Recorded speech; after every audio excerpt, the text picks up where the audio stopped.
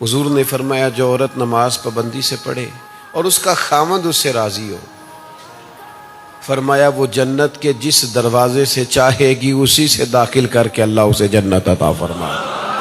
گھر کی گاڑی چلانی مرد نے ہے۔ اس کا یہ مطلب بالکل نہیں ہے کہ عورت بالکل ہی بیوقوف ہے، بالکل ہی نادان ہے، اسے کسی بات کا پتہ نہیں ہے، وہ ہر بات میں پابند ہے، ایسا نہیں ہے۔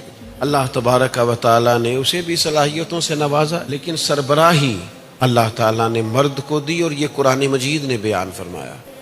عورت کو چاہیے بس اس فضیلت کو تسلیم کرے، اسے مان لے، اور ماننے سے ملے گا کیا؟